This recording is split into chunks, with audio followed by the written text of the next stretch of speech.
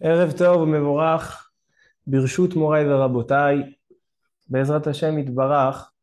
Ce soir, on a une étude très très importante à l'approche de Rosh Hashanah. On va parler, Bezrat Hashem, de la seule mitzvah minatora. Le jour de Rosh Hashanah, on n'a qu'une mitzvah minatora qui est en rapport avec la fête. C'est la mitzvah de sonner le shofar. Vous savez que la mitzvah de sonner le shofar, dans dans la Kabbalah et dans la Gemara, on voit qu'elle a une importance énorme. Alors donc, Bezrat Hashem, ce qu'on va essayer ce soir, c'est de goûter un petit peu, essayer de définir un petit peu quel est le sens profond, quel est l'impact du shofar. Comme ça, on peut se rattacher à la mitzvah d'une manière plus compréhensible pour qu'elle soit plus proche de notre esprit. Vous savez, dans la Gemara Maseret Rosh Hashanah, dans la page 16, Daf Tetzain, la Gemara nous dit Amar Rabbi Yitzchak, Kol Shana, She'en Tok'im la Betrilata, Mere'in la Besofa. Toute année, qu'au début de l'année, donc le jour de Rosh Hashanah, on n'a pas sonné le shofar, elle aura du mal. Ce sera une année où elle contiendra du mal. Mere'in la, du ra.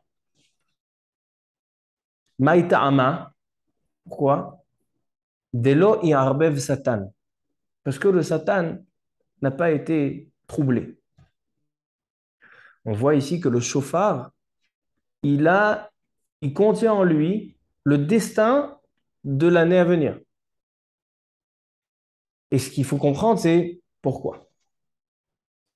On voit dans la Gemara aussi, dans la page 16, Maseret Rosh Hashanah, dans la page 34, Maseret Rosh Hashanah 35, la Gemara, elle dit comme ça. Amar Akadosh Baruchu. Akadosh Baruchu nous dit Imru lefanai berosh Hashanah malchuyot zichronot veshofarot. On est tenu à énoncer dans notre prière, dans notre fila, le jour de Rosh Hashanah, malchuyot, zichronot, veshofarot. C'est des versets de royauté, des versets de zichronot, donc de souvenirs, pour que Kadosh Baruch Hu se souvienne, et des versets de shofarot, de shofar. C'est-à-dire qu'en fait, le shofar, il a plusieurs aspects. Le shofar, il a un aspect d'annoncer la royauté d'Akadosh Baruch Hu dans le monde. Rosh Hashanah, on sait que c'est un jour de Hamlacha, un jour où on renouvelle la royauté d'Akadosh Baruch Hu dans ce monde. C'est pour ça qu'on dit dans la période des Amim Noraïm, Aseret et Metshuva, à partir de Rosh Hashanah jusqu'à Yom Kippour, on dit Hamelech HaKadosh, Hamelech HaMishpat. Parce que c'est une période de royauté. Yamim, il dit Rashi, Yamim chez Akadosh Baruch Hu mar'e bahem malchuto. Akadosh Baruch Hu montre sa malchut. Alors ça, c'est un aspect du shofar, parce que le roi, quand on intronise un roi, on sonne, comme il est écrit, Bachatzotzrot uvkol shofar ari ulifne hamelech. Devant le roi, nous devons sonner dans les trompettes et le shofar. Le shofar, c'est un instrument dans lequel on intronisait les rois. Alors donc, un aspect du shofar, c'est la royauté. Un autre aspect du shofar, c'est les zichronot. Zichronot, c'est les souvenirs. C'est quoi les souvenirs? On demande à Kadosh Baruch Hu, souviens-toi de nous. Et c'est la raison pour laquelle nous dit la Gemara qu'on utilise en tant que shofar, on utilise une corne de bélier. Shofar shel Aïl. Pourquoi? Amara Kadosh Baruch Hu, tik'u lefanai beshofar shel Aïl, kede she'ezkor lachem akedat Yitzchak ben Avraham. Avraham Avinu, il était d'accord et il a mis en place le sacrifice de son fils, Yitzhak. Akedat Yitzhak. Et là, Akedat Yitzhak, ça a été remplacé par un bélier. Alors nous, on sonne dans un chauffard gelaï, dans une corne de bélier, afin de rappeler les zichronotes, les souvenirs. Ainsi, quand on va lire dans la prière de Moussaf de Rosh Hashanah, on a dans les psukim, dans les versets des chauffarot, du chauffard, on voit que quand Akadosh Baruch Hu, il a donné la Torah à Israël au mont Sinaï, la situation, c'est-à-dire la mise en place du don de la Torah au mont Sinaï, c'était Itaka beshofar gadol, il y avait un chauffard qui était sonné, et donc vayecherad kol ha'am asher bamachane, dans tout le camp, le Ham Israël était impressionné de la descente d'Akadosh Baruch Hu. Donc là-bas aussi, on retrouve un sens de chauffard qui symbolise le don de la Torah. Ainsi, il est écrit dans les Nevi'im, et on le lit aussi dans les versets de Shofarot dans le Moussaf, Ve'aya bayom ahu, itaka beshofar gadol. Aussi, on dit qu'Akadosh Baruch Hu, il sonne lui-même le chauffard. Hashem Elohim, itka beshofar ve'halach besa'arot teman. Quand on parle de la Géoula, aussi, la Géoula, elle sera avec un chauffard. Donc, on voit que le chauffard, il a plusieurs aspects. La royauté, le souvenir, le don de la Torah, la Géoula, donc la venue du Mashiach. Alors, on essaie de comprendre quel est le point commun entre toutes ces choses-là. Quel est le réel sens du chauffard? Le Rambam rajoute, Rambam dans Halachot Tshuva, dans le 3e chapitre, Halacha 4. Chaque juif, il doit connaître ce Rambam, et j'imagine que vous le connaissez. Il dit le Rambam, Tkiyat shofar afalpi shekzerat hakatuv, malgré que la Torah dit qu'il faut sonner le shofar, et elle ne donne pas de raison. La Torah n'a pas donné de raison. Par exemple, dans la mitzvah des tzitzit, la Torah, elle donne une raison. Les ma'an tizkeru, pour se rappeler de toutes les mitzvot. Mais la mitzvah du shofar n'a pas de raison. Il dit remez yeshba. Il dit le Rambam, il y a un remez. Uru yeshenim mitarde matrem. Faire tchouva. Le shofar, il a un aspect aussi de faire tchouva au Ham Israël. La source des paroles du Rambam, d'où le Rambam, il a vu tchouva. Là, on a vu, ça c'est des psukim, la Gemara, Malchuyot, Zichronot, mais la tchouva, où il y a marqué qu'il y a un rapport entre le shofar et la tchouva. Ils disent le commentaire sur le Rambam, Nosek Elim, ils disent que le Rambam a tiré ce remez d'un midrash. Il y a marqué dans le midrash, pourquoi le shofar s'appelle shofar? Il y avait un personnage dans le clan Israël qui s'appelait aussi, avec cette racine de shofar, c'était Shifra Vepu'a. Lorsque Israël était en Égypte et que Paro a fait un décret sur tous les premiers-nés, tous les garçons, pas tous les premiers, tous les garçons qui devaient être tués par les Meyaledot, par les sages-femmes, il y avait 2 sages-femmes, Shifra et Pu'a. C'était Yocheved et Myriam. Yocheved, la maman de Moshe Rabbeinu, et Myriam, sa sœur. Et pourquoi on ne l'a pas appelé Yocheved et Myriam? Pourquoi la Torah elle les appelle, elle a changé leur nom? Shifra et Pu'a. Dit la Gemara Masechet Sota, Shifra milashon shemeshaperet et avalad. Les chaper, c'est amélioration. Lorsqu'un bébé il sortait un petit peu déformé, il avait une main qui était un petit peu. Alors donc, qu'est-ce qu'elle faisait, Yocheved? Elle arrangeait. Elle avait le don. Vous savez, aujourd'hui, ça existe aussi. On modifie, on replace les membres à leur place au moment de la naissance. Ça, c'était le tafkid de Shifra. On voit que le mot Shifra, shofar, c'est amélioration. C'est un tikkun, c'est une réparation. Alors de là, il dit le Midrash, qu'on voit que le shofar, c'est chaperu ma'asechem, améliorer et rectifier vos actions. Donc, Rabotai, je vous ai fait un petit peu de balagan. Il y a tellement d'aspects dans le shofar.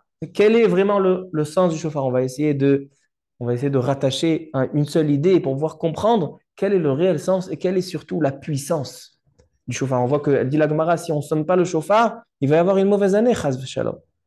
Donc Tosfot, il demande tout de suite, au nom du Harouk, il dit, qu'est-ce qu'on fait dans une année où Rosh Hashanah il tombe Shabbat, où il n'y a pas de shofar? Alors il dit, ça c'est l'exception, et quand il y a eu Rosh Hashanah qui est tombé Shabbat, on a fait un long shiur pour expliquer comment ça se fait qu'il n'y a pas de shofar. Mais d'une année normale, où il n'y a pas de shofar, chas v'shalom a dit la Gemara, mauvaise année. On voit que la puissance du shofar, elle est énorme. C'est ce qu'on va essayer, Bézant Hachem, de comprendre ensemble ce soir. On va essayer d'étudier ce soir principalement deux visions dans la chassidoute. Une vision de Lubavitch, Chabad, du Baal HaTanya et du Rabbi de Lubavitch qui se base sur 2 meshalim, 2 paraboles du Baal Shem Tov et Rabbi Levi Yitzhak Mibarditchov. Et aussi d'une autre part, on va se baser sur des écrits du Bnei Issachar, Rabbi Tzvi Elimelech Midinov, qui était un géant de la chassidoute. Alors, Rabotai, on va commencer par le Bnei Issachar. Le Bnei Issachar, lorsqu'il vient expliquer et essayer de définir la mitzvah du shofar, il ramène un midrash. Il est écrit dans le midrash, sur le pasouk, il y a un pasouk dans Parashat Emor. Bachodesh hashevi'i be'echad lachodesh, yom teruah iye lachem. Donc le 7e mois, au premier jour du mois, sera un jour de teruah, un jour de sonnerie. Il dit le midrash, Rabbi Yehuda bar Nachman patach, Ala Elohim bitruah Hashem bekol shofar. בשעה שהקדוש ברוך הוא יושב ועולה לכיסא דין, בדין הוא עולה. דכתיב על האלוקים בתרועה. ובשעה שישראל נוטלים שופרותיהם ותוקעים לפני הקדוש ברוך הוא, עומד מכיסא דין ויושב בכיסא רחמים. דכתיב השם בכל שופר. ומתמלא ברחמים אימתי בחודש השביעי. Voici les paroles du Midrash, je traduis. Il dit le Midrash que lorsqu'Akadosh Baruch Hu démarre la journée du jugement, la journée de Rosh Hashanah, alors il va s'installer sur un trône de rigueur, de Midat Hadin. Et lorsque Am Israël vont sonner dans leur shofarot, Akadosh Baruch Hu va se déplacer. Il se lève du trône de la rigueur et il va s'installer sur le trône des miséricordes. Olé Omed mikisedin veyoshev bekiseh rachamim. D'où le Midrash connaît cette information de ce qui se passe dans les trônes d'Akadosh Baruch Hu, les trônes célestes. Il dit, c'est écrit dans le pasouk. Il y a marqué, c'est un pasouk qu'on va réciter beaucoup avant la sonnerie du shofar. Il y a beaucoup de piyutim qui ramènent ce Allah Elokim bitruah Hashem bekol shofar. On sait que le nom d'Akadosh Baruch Hu, Elokim, c'est la mesure de rigueur. Elokim, c'est Midat Hadin. Par contre, le nom d'Akadosh Baruch Hu, Yud-Ke Vav-Ke, c'est Midat Arachamim. Donc, qu'est-ce qui a marqué? Allah Elokim bitruah. Elokim, la Midat Hadin. Quand Akadosh Baruch Hu, il va s'installer sur le trône, c'est avec Elokim, avec la rigueur. Hashem bekol shofar. Par contre, quand il y a le kol shofar, alors Akadosh Baruch Hu, Kiviachol, il se transforme de Midat Hadin, il devient Havaya, Yud-Ke Vav-Ke, Midat Arachamim. De là apprend le Midrash que dans le moment, il faut savoir ça, on doit être conscient, on doit connaître cette chose-là, que lorsqu'on est en train d'accomplir la mitzvah du shofar, Akadosh Baruch Hu change la manière de nous juger. Si jusqu'à présent, jusqu'au shofar, la manière de juger, elle est Bemidat Hadin, bah maintenant, c'était Bemidat Elokim, maintenant c'est Rachamim, le nom de Havaya. Vient le Bnei Issachar et il pose deux questions sur le Midrash.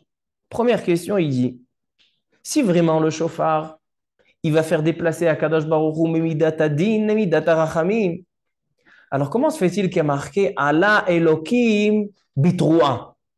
Troua, c'est une sonnerie. Alors, si vraiment le shofar, il fait changer le Midat Hadin, alors, dès le moment où il y a la Troua, alors il n'y a plus de Midat Hadin. Donc, comment se fait-il qu'il est écrit Allah Elokim? C'est la mesure de la rigueur, Betroua. La Troua, elle est censée faire Yud-Ke Vav-Ke, Midat Arachamim. Ça, c'est la première question. Deuxième question. Il dit, le Midrash, à la fin du Midrash, il dit Ematai Bachodesh HaShevi'i.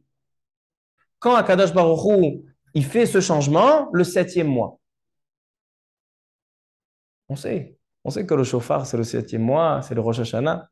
Le Midrash rajoute Bachodesh HaShevi'i, le 7e mois. Qu'est-ce qu'il y a de spécifique? Donc, voici les deux questions du Bnei Issachar sur ce Midrash. Il nous explique le Bnei Issachar une explication magnifique. Il dit le Bnei Issachar,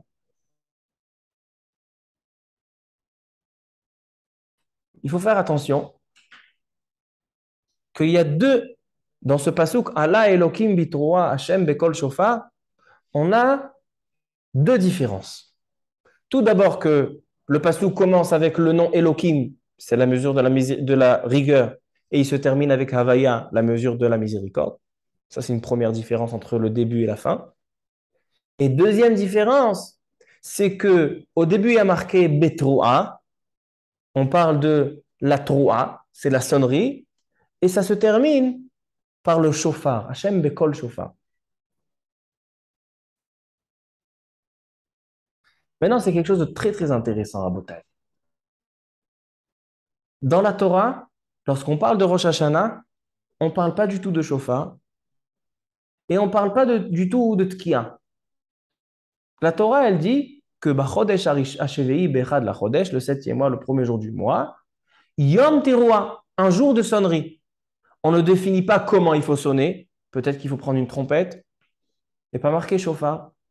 Et deuxièmement, c'est quoi Teruah? On sait que dans la sonnerie, il y a plusieurs manières. Il y a ou bien une sonnerie qui est longue et pshuta, une longue, que ça s'appelle la Tki'a, ou bien la Troa. La Troa, c'est lorsqu'il y a des coupures. Shvarim ou Troa, les deux sont appelés Troa. Et ce qui est intéressant, c'est que lorsqu'on sonne, on est tenu à sonner le jour de Rosh Hashanah 3 Troot, donc 3 sonneries avec des interruptions, ou bien Shvarim ou bien Troa. Et chacune de ces 3 va être accompagnée d'une tkiya simple, d'une sonnerie simple et longue avant et après. Ce qui fait tkiya, troa, tkiya, tkiya, troa, tkiya, tkiya, troa, tkiya. Ça, c'est le din, teshakolot, 9 sons. 3, ce sont les troot. Et on a dans chaque 3 une tkiya avant, une tkiya après. Mais non, la Torah, elle ne nous parle pas de ça. La Torah, elle parle seulement de la 3. Elle ne nous parle pas de la tkiya pshuta avant. Alors donc, en fait, d'où on les apprend? D'où on sait qu'il faut accompagner d'une tkiya et d'où on sait qu'il faut que ce soit avec un chauffard. Les Chachamim, c'est eux qui ont enseigné ça. Les Chachamim, ils ont appris du Yovel, ils ont appris de plusieurs endroits. Et donc, en fait, c'est la Torah chez Béalpé, la Torah orale, c'est elle qui a défini que la mitzvah de Yom Teruah, du jour de la sonnerie, des interruptions, d'abord, ils ont défini que ça doit être fait avec un instrument qui s'appelle le chauffard et pas avec un autre instrument. Ce sont les Chachamim, ce n'est pas la Torah. Et deuxième chose, les Chachamim, ils ont défini que chaque droit doit être accompagné avec une sonnerie supplémentaire qui est Tkiya avant et Tkiya après. Il demande le Bnei Issachar, c'est très étonnant.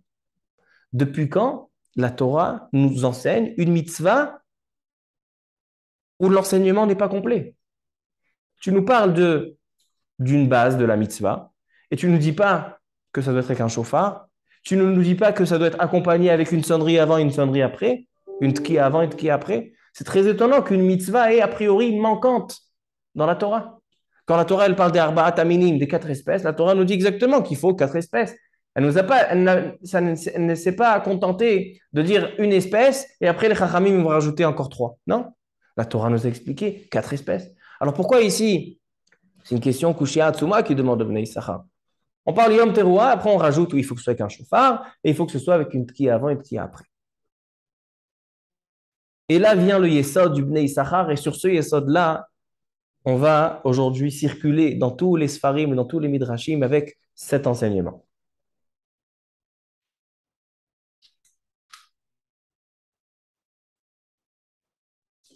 Il dit, il faut savoir qu'il y a marqué dans le Zohar à Kadosh et dans les Tikkuné Zohar qu'il y a une grande différence entre les sonneries coupées, que ce soit Shvarim ou Troa, et la sonnerie, la Tkiya, qui est longue et simple.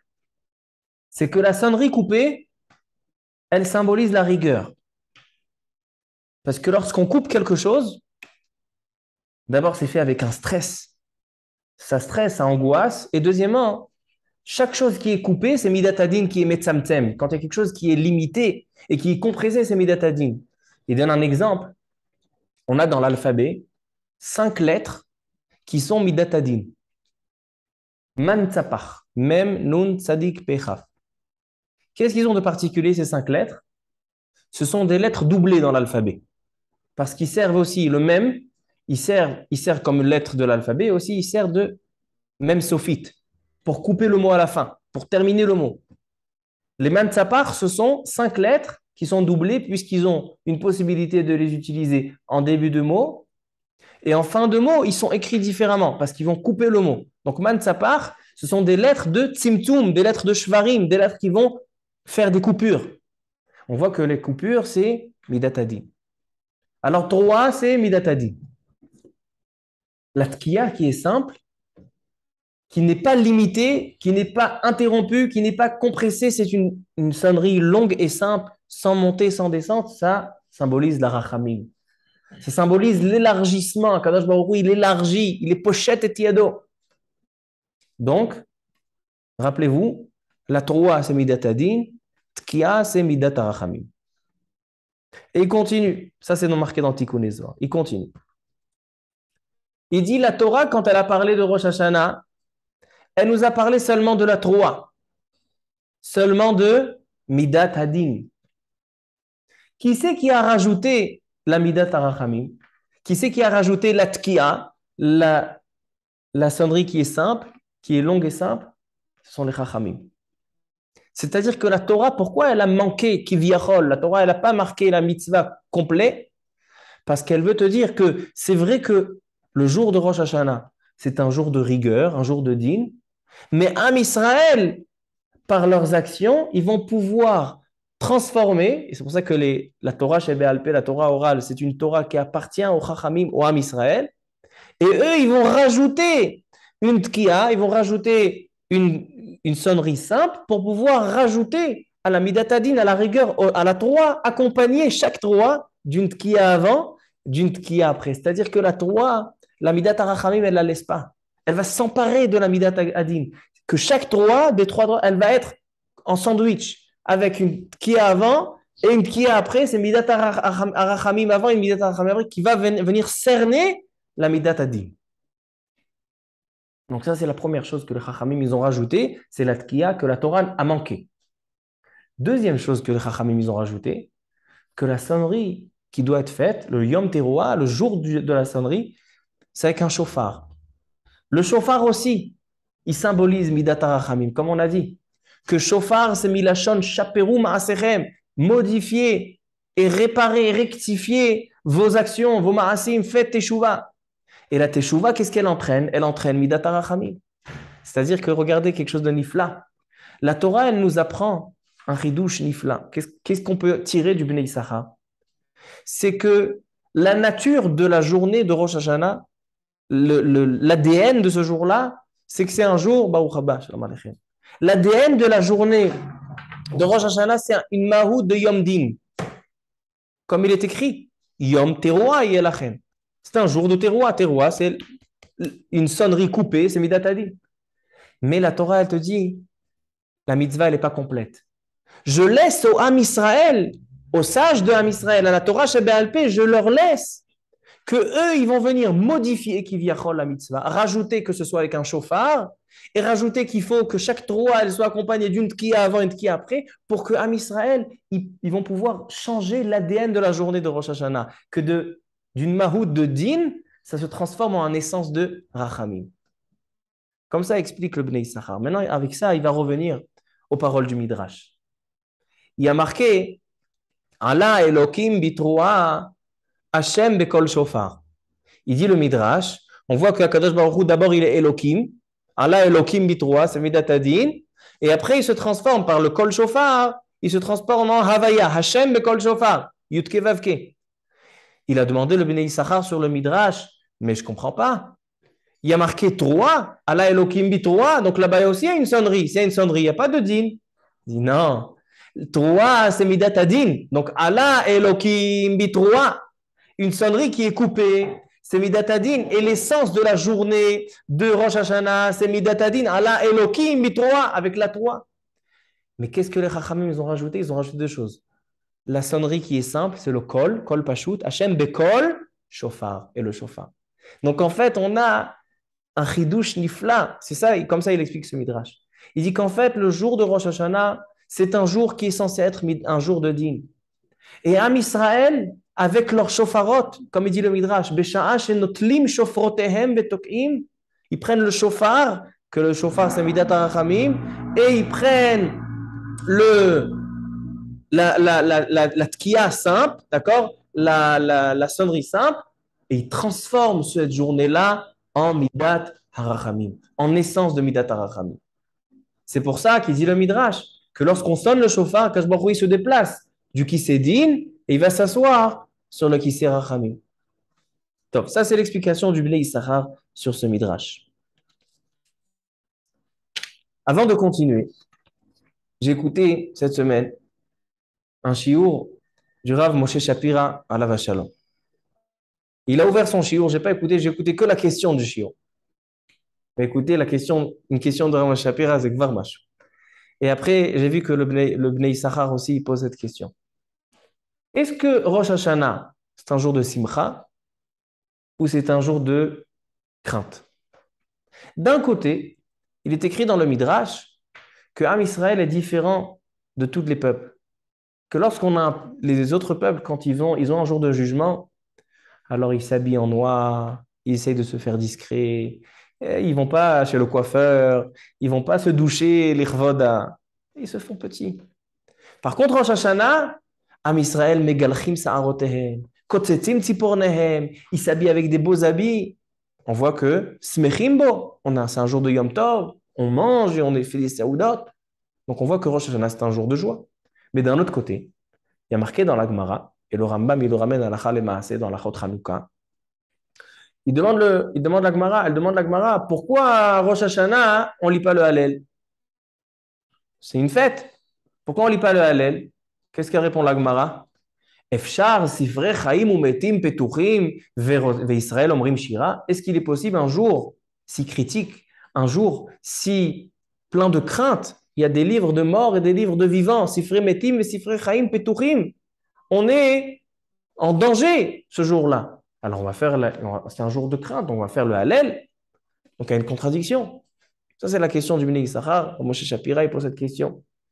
Selon ce qu'on vient d'expliquer, Rabotai, la réponse, elle est très simple. Il n'y a pas de question, il n'y a pas de contradiction. Parce que le jour de Rosh Hashanah, dans son essence, c'est un Yom Teruah. Teruah, c'est Midatadin. Allah Elohim Bitroah. Elohim, c'est la Midatadin. Donc l'essence de sa journée, c'est une essence de Midatadin. Donc elle ne mérite pas le Hallel. Le Hallel ne correspond pas au sens de la journée. Par contre, à Israël, ils ont rajouté sur la mitzvah de la Teruah. Ils ont rajouté le shofar, ils ont rajouté la sonnerie simple qui va accompagner la teroua, teke'a peshuta lifnei teroua et teke'a peshuta acharei teroua, pour cerner la midat hadin. En Israël, ils vont changer l'ADN de la journée, ils vont changer l'essence de la journée de midat hadin à midat harachamim. Donc en fait, ça va se transformer en jour de fête.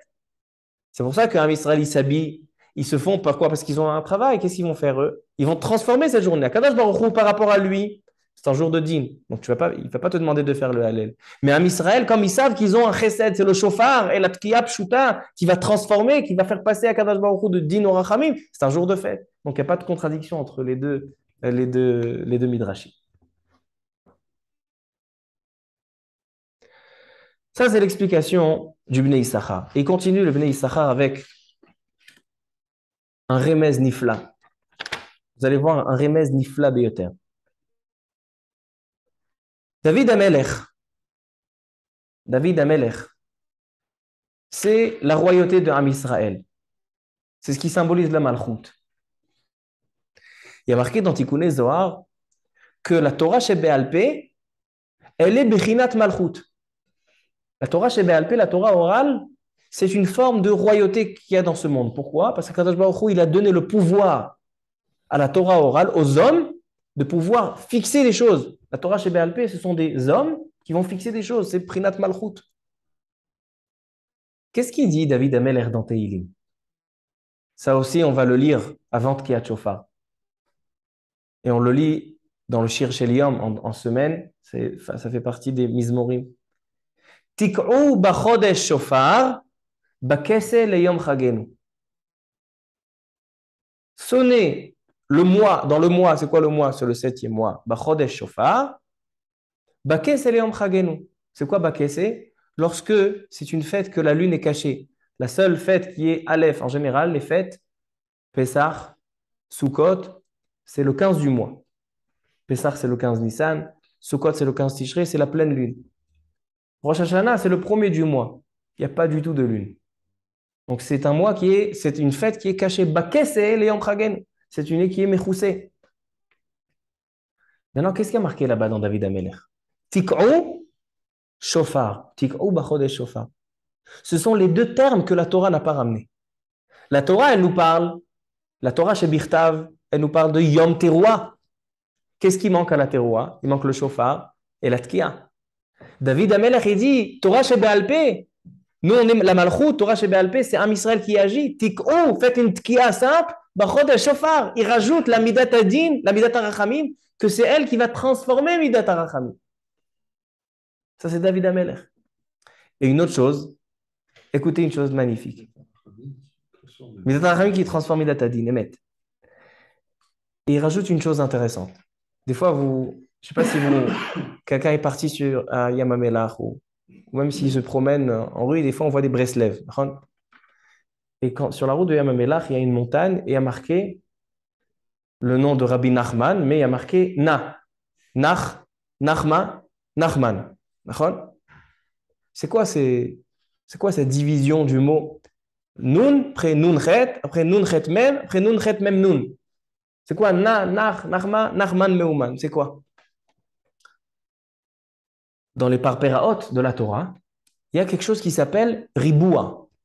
C'est quoi Riboua? C'est qu'on prend un mot et on le sépare de cette façon et après, avec ça, on peut faire des calculs. Il dit le Bnei Issachar. Si tu prends le mois de la rigueur, c'est le mois de Tishré, c'est le mois du Din. Et c'est quoi le mois de la miséricorde, de Rachamim? C'est Nissan, la sortie d'Égypte. Vous savez que chaque mois, il a le nom d'Hachem, Yud Kevavke, un tsirouf du nom. C'est-à-dire que le mois de Nissan, il y a marqué dans le pasuk Ismechu Hashamaim Vetagel Haaretz. C'est quoi les rachetevot? Ismechu Hashamaim Vetagel Haaretz, c'est Yud, He, Vav et He. Ça, c'est le tsirouf du mois de Nissan, c'est Yud Kevavke. Par contre, le mois de Tishré, il a un autre tsirouf. Ça va sur le pasuk. On parle de Sarah et Menou. Vaïrou ota sare paro. C'est quoi la fin des Sofet Evot? Vaïrou ota sare paro. Vaïrou c'est Vav, ota c'est He, sare c'est Yud, paro He. C'est Vav, He, Yud, He. C'est aussi Yud Kevavke, mais les lettres sont placées différemment. Le tsirouf de Tishré, du mois du Din, c'est Vav, He, Yud, He. Pas comme Nissan où c'est Yud Kevavke dans l'ordre, Havaya Kesidra, là c'est Vav et Yud. Il dit d'avoir Nifla. Si tu prends la Havaya du mois de Nissan, suivez bien, suivez-moi. Si je prends la Havaya du mois de Nissan, c'est Yud Kevavhe. Tu prends Yud. Après tu prends Yud Ke. Après tu prends Yud Kevav. Et après tu prends Yud Kevavke, d'accord? Comme Nachman Neumann. Tu prends Yud. Et tu fais la gematria de tout ça, Yud après Yud He, tu arrives à la valeur numérique de 64. Pardon, pas 64, Chesed. Chesed, c'est, combien ça fait Chesed? Samer, c'est 60. Chet et Dalet, ça fait 12, 72. D'accord? Yud, Yud He Vav Ke, c'est Chesed. Donc la Havaya du mois de Nissan, dans le Riboua, si tu vas sur le Riboua, elle est la valeur numérique de Chesed. Par contre, si tu prends la Havaya du mois de Tishré, c'est quoi? C'est Vehaya, Vav He Yud Ke. Et tu fais aussi dans cette chose-là, Vav He Yud, Vav He Yud Ke. C'est la valeur numérique de 64, Gematria Din. Donc on a Din et Chesed. Donc on voit que les mois, les tsiroufim, donc la base d'énergie des mois de Nissan et la base d'énergie du mois de Tishré, un, il veut symboliser le Rachamim, il veut symboliser. Maintenant, écoutez, c'est pas fini. On revient au tsirouf de Tishré. C'est quoi le tsirouf de Tishré? C'est Vav He Yud He, Vaïrou Ota Sare Paro. C'est quoi la suite du pasouk? Vaïrou Ota Sare Paro, Vaïhalelu Ota. Si maintenant je décale, je ne fais pas Vaïrou Ota Sare Paro, je commence de Ota Sare Paro, Vaïhalelu Ota. Ota, pardon, Sare Paro, Vaïhalelu Ota. Sare Yud. Paro He. Vayhalelu, Vav, Ota, He, Yudke Vavke dans l'ordre. C'est-à-dire que dans le potentiel du mois de Tishré, c'est vrai il est digne, c'est Vav He Yud He, mais si tu vas 2 lettres plus tard, c'est-à-dire après une déformation, une action de Ham Israël, il se transforme en Yudke Vavke, que ça fait précède comme Nissan. C'est-à-dire à Botaï, que Ham Israël, il a la capacité, le mois de Nissan, de changer le mois de Tishré qui se transforme en mois de Nissan. Que de Chodesh de Din, il se transforme en Chodesh de Racham. Il flabe Il flabe Donc maintenant, ça c'est l'idée du Bnei Issachar. On a fini avec le Bnei Issachar. Maintenant, on va essayer de continuer. Ok. Bien fait. Bien fait. Bien fait. Maintenant, Rabotai. Maintenant qu'on a compris ce sens, on a compris cet enseignement,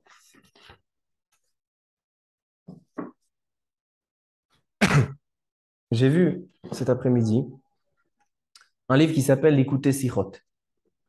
L'écouter Sichot, c'est les Sichot du Rabbi de Lubavitch. Et il a toute une chaboura dans la sugia de brachot me'akvot et tatkiot. Est-ce que les brachot de Moussaf, est-ce qu'ils dépendent des sonneries ou pas? Il a toute une chaboura dans la machloket Rashi et Tosfot, Rambam et Ravad. On ne va pas rentrer dans ça, c'est un autre shiur en soi. Mais à la fin de cette sikha, il ramène 2 paraboles, et il dit c'est ça la définition du shofar. Une parabole qui a été dite par le Baal Shem Tov et une parabole qui a été dite par Rabbi Levi Yitzhak mi Barditchov. C'est pour ça qu'il t'a appelé Levi Yitzhak mi Barditchov. 2 paraboles. Maintenant, quand on a des géants comme ça, comme le Baal Shem Tov et Rabbi Levi Yitzhak mi Barditchov qui donnent des meshalim, c'est pas stam des histoires, un machal. C'est que le machal contient en lui un message énorme. Quel est le message, quel est le machal du Baal Shem Tov? Il dit le Baal Shem Tov. Un roi règne sur son royaume, il a un prince, un fils qui est prince, et il voit que ce fils va devoir le remplacer le jour où arrivera 120 ans, c'est son fils, le prince, qui deviendra roi. Pour être roi, c'est pas facile. Il a envoyé, avec une pamalia, donc une belle escorte, il a envoyé dans une ville où il y a une université, avec une école de commerce. Comme ça va le former pour être le futur roi. Donc, bien sûr, il a ramené une escorte, une belle charrette, beaucoup d'argent dans le coffre. Mais Soudar, Baruch Hashem, le prince, il était un petit peu pourri gâté. Dès qu'ils entament la route, dès qu'ils commencent la route, le prince, il dit, cocher, arrêtez-vous, il y a un McDonald's, j'ai envie de manger un hamburger. 6 heures plus tard, parce qu'il fait attention entre Bassar et Khalab, 6 heures plus tard, il y a une pizzeria, il y a la pizza de Kfar Adoumim, arrête-moi là-bas, je veux manger une pizza. Bekitsour, que des gâteries, il a terminé son argent, il a l'escorte, il va l'être payé, ils sont plus d'accord de l'escorter, tu as épuisé toute la fortune, etc. Il se retrouve à la rue, il n'est même pas encore arrivé à l'université. Il essaye de retrouver son chemin, de repartir au palais de son père. Et il essaye de demander aux gens, il dit, regardez, moi je suis le prince, etc. Prenez-moi, on vous couvrira d'or. Toi, tu es le prince, tu as vu la tête que tu as? Personne ne croit que c'est le prince. Il essaye d'accéder au palais, personne ne laisse rentrer dans le palais.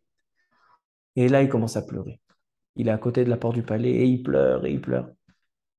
Le roi, il entend un pleur et il reconnaît que c'est le pleur de son fils. Alors tout de suite, il va faire appel, etc. Et le fils, il rentre au palais. Ça, c'est le machal. Il dit le Baal Shem Tov. Ça, c'est la Tkiyat Shofar. Am Israël, c'est les princes. Akadosh Baruch Hu, le roi, il nous envoie dans ce monde pour qu'on fasse des mitzvot, pour qu'on s'approche de lui, pour qu'on construise un monde de Torah et de mitzvot. Dans la route, on veut faire des petites gâteries. Il y a des petites ta'avot.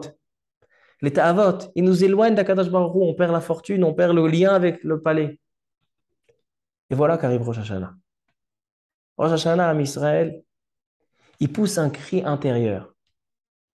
Pas essayer de parler avec les gens, avec les malachim, essayer de parler avec le personnel autour du roi. Non, un pleur profond.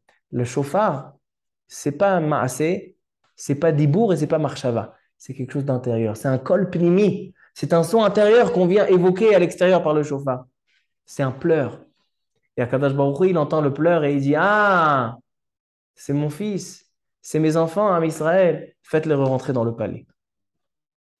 Ça, c'est le mashal du Baal Shem Tov. C'est ça le sens du shofar. Rabbi Levi Yitzhak Barditchov, il a un deuxième mashal. C'est quoi le mashal Rabbi Levi Yitzhak Barditchov? Un roi. Que le roi va faire une balade dans la forêt.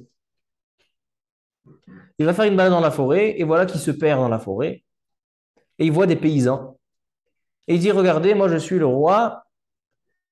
Est-ce que vous pouvez me guider pour retrouver le chemin de mon palais? Ben, vous connaissez les paysans. Toi, tu es le roi. Ils n'ont jamais vu le roi. Toi, tu es le roi. C'est comme ils ont vu maintenant le roi du Maroc qui se promenait dans les rues un petit peu à droite à gauche. Toi, tu es le roi.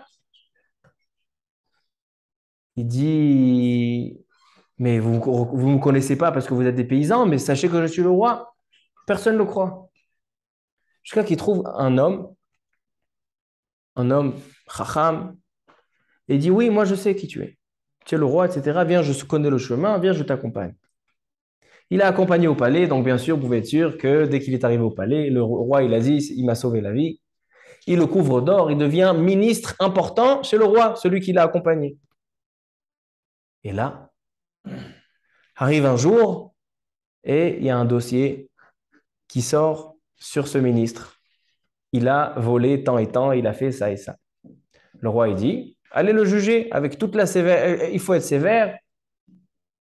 Et juste avant le jugement, il vient ce ministre et il dit au roi, je te demande une chose. Prends s'il te plaît les habits. Tu te rappelles quand tu t'étais perdu, je t'ai retrouvé. Tu t'es habillé avec certains habits. Tu peux t'habiller avec, s'il te plaît. Ok, d'accord. Il va le roi, il s'habille avec les habits où il était quand il a fait sa balade. Maintenant, ce ministre, il dit, moi aussi, je vais aller me changer.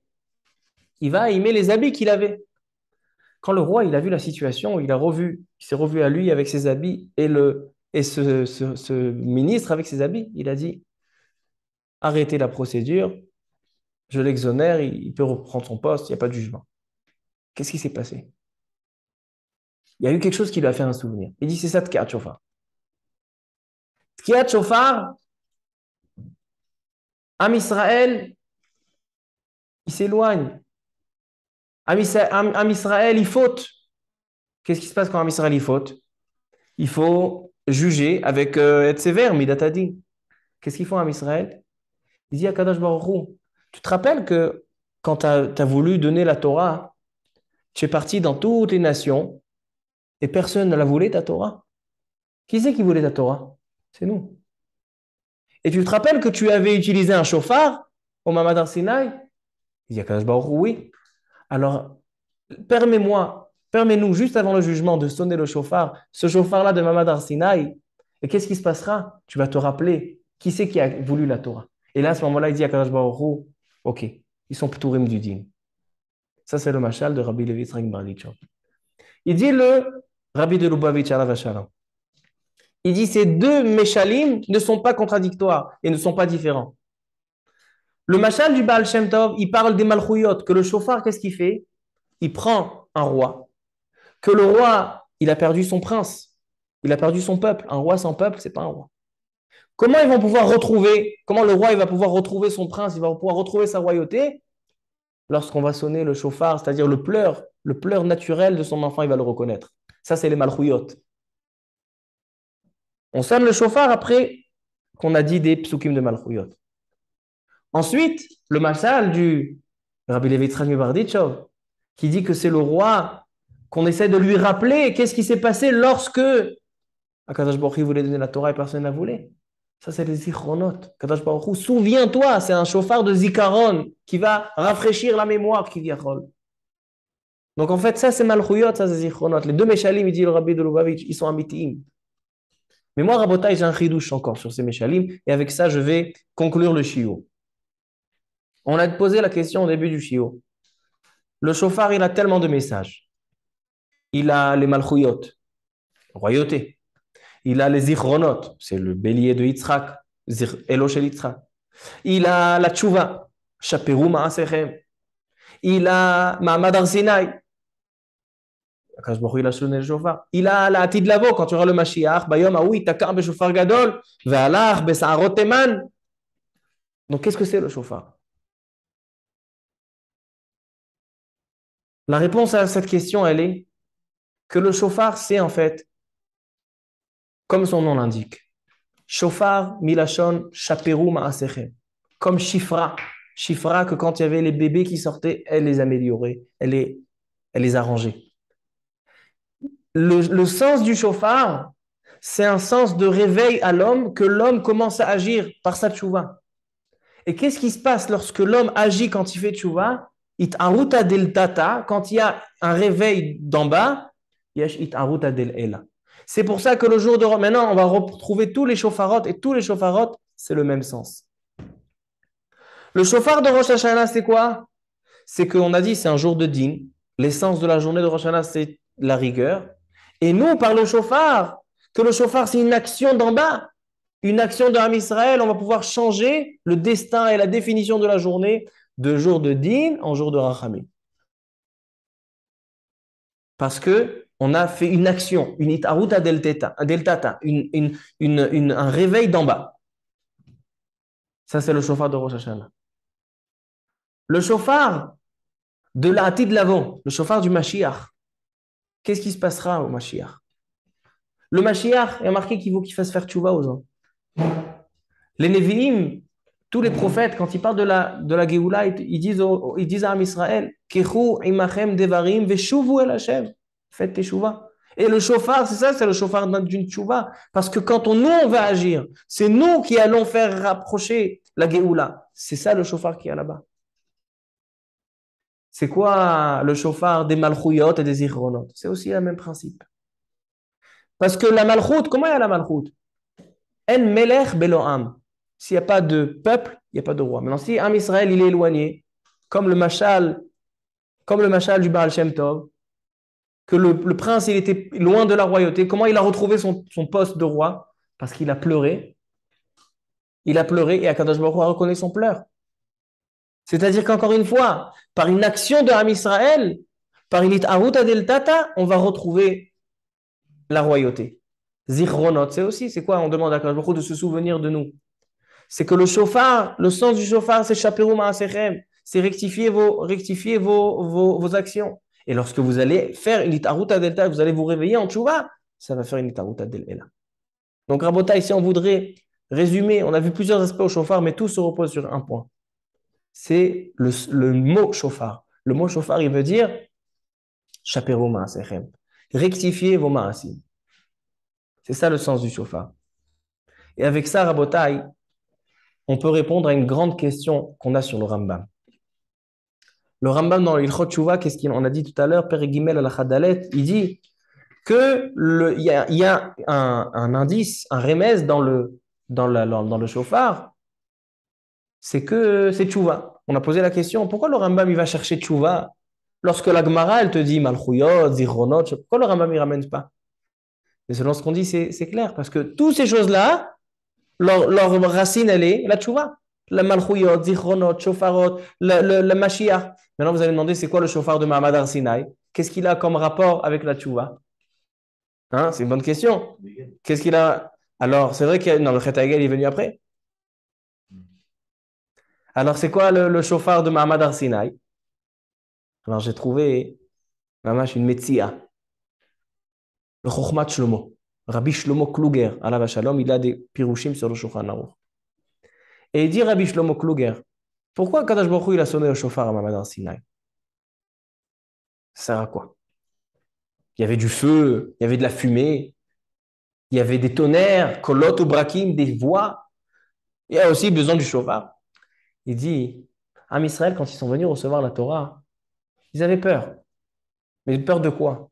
Ils ont dit, on a peur que la Torah, elle est quand même rigoureuse. Il y a 613 mitzvot, il y a 365 négatifs, 248 positifs. On ne va pas tenir. On ne va pas tenir. Alors, on ne veut pas recevoir la Torah. Il dit à Kadosh Baruch Hu, vous inquiétez pas. Je sonne le shofar. Le shofar qui veut dire Chaperu Maaserem. C'est-à-dire que Kadosh Baruch Hu, il nous donne une possibilité, un cadeau avec la Torah. C'est qu'on a toujours une possibilité de faire tchouva. Lorsqu'un homme il décide de changer, de faire teshuva, alors Kadosh Baruch Hu, il dit donc c'est faisable. Prenez 613 mitzvot. Et si vous allez échouer, alors il y aura la tchouva. Vous allez faire teshuva, vous allez essayer de reprendre. Et si encore une fois vous tombez, vous allez faire teshuva, vous allez reprendre. Alors même le shofar de Mahamad Arsinaï, la racine, elle est aussi dans la tchouva. Donc en fait, si on veut faire un sikoum, c'est que le mechanem est choutaf, c'est-à-dire le point commun qu'il y a entre toutes les notions, tous les aspects du shofar, c'est la tchouva. C'est de rappeler à Kadosh Baruch Hu, voilà, on te rappelle, on fait teshuva, on veut faire une action de notre côté, mais il faut une action de notre côté. Il faut une itaruta del tata. Ça, c'est le sens du shofar. Et maintenant, tout ce qu'on vient de dire, ça s'accorde avec, normalement, on doit faire un point sur la paracha. Ce dernier Motsei Shabbat, j'étais chez notre maître Rabbi Chaim Volkin, Mashgiach de Yeshivat Ateret Israël. Il a dit une Sichat Moussar et il nous a demandé de diffuser. Jamais il nous demande qu'il faut le diffuser. Il dit diffusez-le. Donc j'ai dit, Blineder, lundi soir, au Shiur, je dis, et Rabotai, sa Sichat de Rav Volkin, elle correspond exactement au Shiur. Mina Shamaim, je n'ai pas fait exprès. Quelle est la Sichat du Rav Volkin? Il dit le Rav Volkin comme ça.